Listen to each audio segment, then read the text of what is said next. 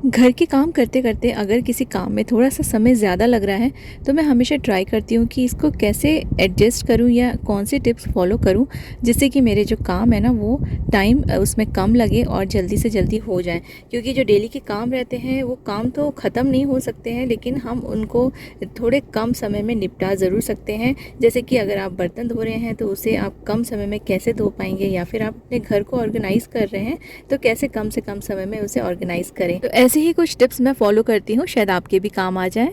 Hello guys, नमस्ते and welcome back. तो चलिए स्टार्ट करते हैं आज का वीडियो। उम्मीद है आपको ये सारी टिप्स पसंद आएंगी। फ्रिज की क्लीनिंग करना एक बहुत ज़्यादा टाइम कंज्यूमिंग है और पर्सनली मुझे बिल्कुल भी पसंद नहीं है, इसलिए मैं आप लोगों के साथ ना कम से कम फ्रिज ऑर्गेनाइजेशन शेयर करती हूँ। लेकिन हमेशा कोशिश करती हूँ कि मेरा फ्रिज ऐसे रखूँ कि मुझे बार बार उसे साफ़ करने की ज़रूरत ना पड़े। तो कुछ टिप्स आपके साथ शेयर कर रही हूँ, जैसे कि इसके जो रैक्स होते हैं उसको आप अगर मैट्स वगैरह लगाते हैं, मैट लगाने के बाद ना उसको आप कवर कर लीजिए क्लिंग फिल्म से। क्लिंग फिल्म से कवर कर लेंगे तो आपको बार बार ना इसको उठा के साफ़ करने की ज़रूरत नहीं पड़ेगी, क्योंकि ये गंदा नहीं होगा। और जो क्लिंग फिल्म है उसको आप 15 दिन में एक बार या 1 महीने में एक बार, जैसे जैसे आपको वो गंदा लग रहा है वैसे वैसे आप उसे चेंज कर सकते हैं। बहुत ही आसान तरीका है, जिससे कि ना आपको जो फ्रिज की क्लीनिंग है ना उसमें बहुत ज़्यादा समय वेस्ट करने की ज़रूरत नहीं पड़ेगी। तो मैंने इसे लिया है, मैंने अपने इस मैट को डबल टेप से चिपका के रखा है इस ग्लास के रैक में, और इसके ऊपर मैंने क्लिंग फिल्म से कवर कर दिया है, जिससे कि ना बहुत ही आसानी हो जाएगी। और देखिए कुछ टाइम पहले मैंने इसे लगाया था, आई थिंक 1 मंथ हो गया है, 1 मंथ के भी ऊपर हो गया है, बहुत ज़्यादा गंदा नहीं हुआ है। तो इसको बस चेंज कर रही हूँ आज, तो सोचा आपके साथ भी शेयर कर लेती हूँ। और बाकी जो सामान है ना, जो छोटे छोटे चीज़ें, छोटी छोटी बॉटल्स हम फ्रिज में रखते हैं, कोई भी कंटेनर्स, तो उनके लिए भी आप बास्केट रखिए, तो वो डायरेक्ट उसमें नहीं टच होंगे रैक में, तो रैक जल्दी गंदा नहीं होगा और फ्रिज भी ऑर्गेनाइज रहेगा। तो कुछ टिप्स को यूज़ करके आप अपने कामों को थोड़ा सा आसान कर लीजिए।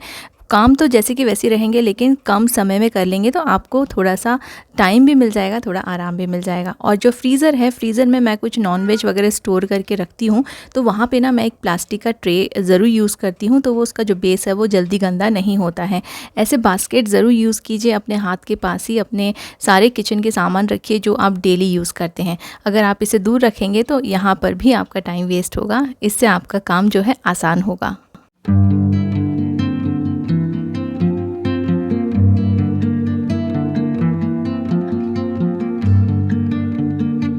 हो सकता है कि आज आपका काम ख़त्म हो गया हो और आपको ऐसा लग रहा हो कि आपके पास समय है तो थोड़ी बहुत किचन की क्लीनिंग हो जाए।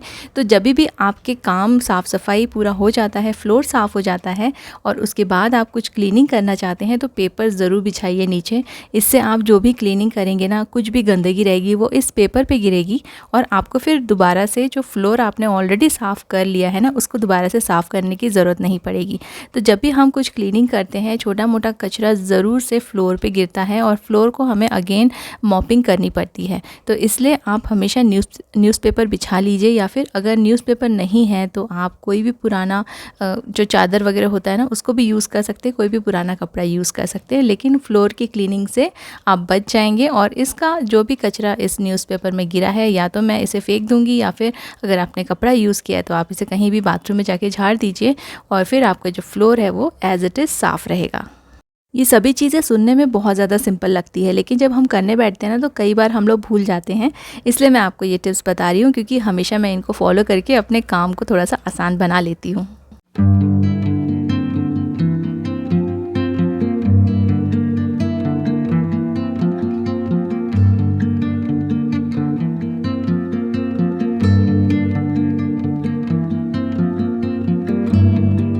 सिंक में थोड़े से बर्तन दिखे तो ऐसा लगता है कि चलो इसको अभी ऐसे ही रहने देते हैं, जब काफ़ी सारे बर्तन जमा हो जाएंगे तब हम एक साथ इन्हें वॉश कर लेंगे।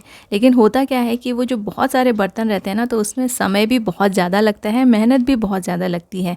तो थोड़े से ही बर्तन हैं तो उसको वहीं की वहीं साफ़ करके ख़त्म कीजिए काम, और इसमें आपके लिए भी बहुत ही अच्छा रहेगा और आपका जो सिंक एरिया है वो भी क्लीन रहेगा। ये बात मैं हमेशा आपके साथ शेयर करती हूँ कि जब भी मेरा खाना पकता रहता है गैस पे, उस टाइम पे जो छोटे मोटे बर्तन पड़े रहते हैं उनको मैं वहीं की वहीं वॉश करके रख देती हूँ। बिलीव मी, और आप ये ज़रूर करके देखिए। सुनने में ऐसा लगेगा कि कितने बार हम बर्तन करेंगे, लेकिन जो थोड़े से जो 3-4 बर्तन होते हैं ना, उन्हें करना बहुत आसान होता है। और एक बार अगर बर्तनों का ढेर लग गया तो फिर आप समझ लीजिए कि आपको बहुत ज़्यादा टाइम लगने वाला है। तो ये आपको डिसाइड करना है कि थोड़े से बर्तन करेंगे कि बहुत सारे बर्तन एक साथ करेंगे।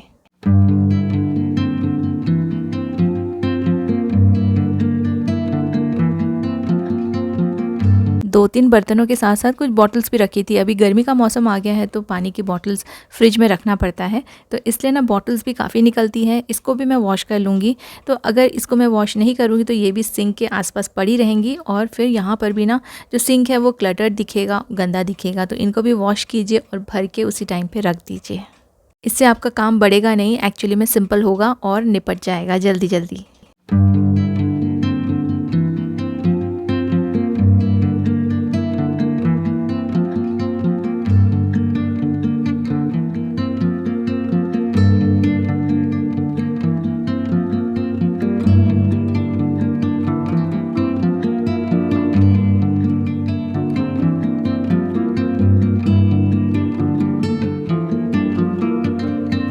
ऐसा नहीं है कि मैं सारे काम अकेले करती हूँ, मेरे पास मेड्स हैं और आई एम श्योर आपके पास भी ज़रूर होंगी, लेकिन कई बार मेड्स छुट्टी पे रहती हैं या कोई छोटी-मोटी चीज़ें आप खुद से करना पसंद करते हैं।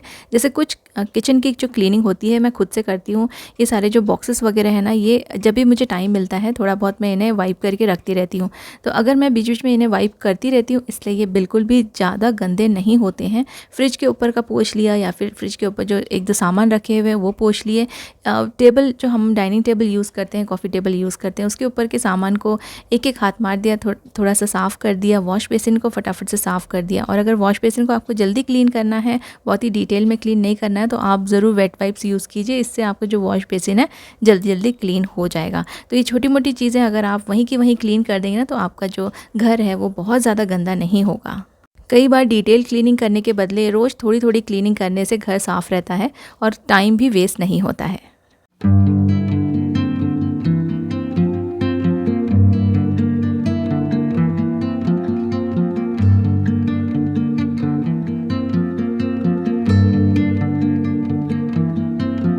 और जो वेट वाइप आपने वॉश बेसिन के लिए यूज़ किया था ना, उसी को आप डस्टबिन पोंछने के लिए भी यूज़ कर लीजिए, क्योंकि बार-बार हम बहुत सारे वाइप्स नहीं निकाल सकते। इससे आपका जो कॉस्ट है वो भी बढ़ जाएगा, क्योंकि जो वेट वाइप्स होते हैं थोड़े से कॉस्टली होते हैं। तो जब भी आप अपना गार्बेज बैग निकालते हैं, मैं उसी जो वॉश बेसिन के लिए मैंने वाइप्स यूज़ किया था, आप या तो उसी से साफ़ कर लीजिए या फिर आप वहीं पे डस्टबिन के पास ही एक कपड़ा रख दीजिए और उससे आप पोंछ सकते हैं, क्योंकि डस्टबिन को भी डेली क्लीन करना ज़रूरी है, अदरवाइज़ उसमें से भी स्मेल आ सकती है। कपड़े बहुत सारे जमा मत कीजिए कभी भी। हर वीडियो में मैं आपको बोलती हूँ, जैसे धुल कर आते हैं वैसे ही आप उन्हें फ़ोल्ड करके रख दीजिए, क्योंकि 8-10 कपड़े फ़ोल्ड करना आसान होता है और 2 बकेट भरे हुए कपड़े फ़ोल्ड करना बहुत ज़्यादा मुश्किल और टाइम कंज्यूमिंग होता है।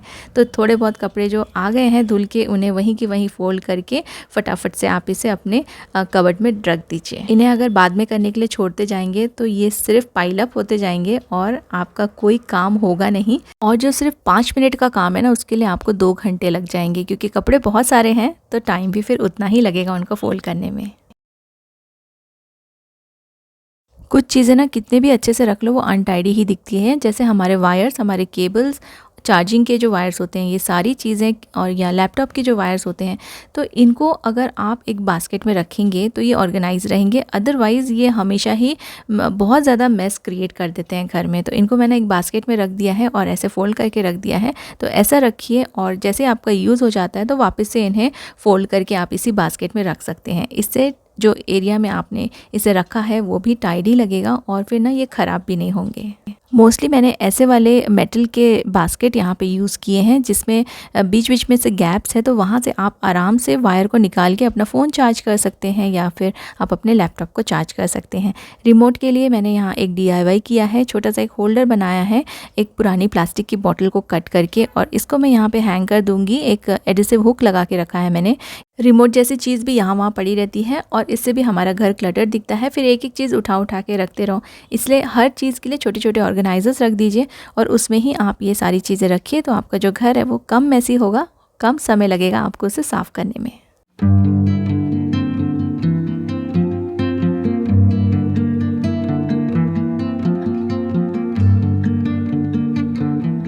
अभी तो एग्ज़ाम का सीज़न है, तो ये सारी चीज़ें क्या कर रही हैं, ऊपर जो भी टॉयज़ वॉयज़ है इनका अभी कोई काम नहीं है।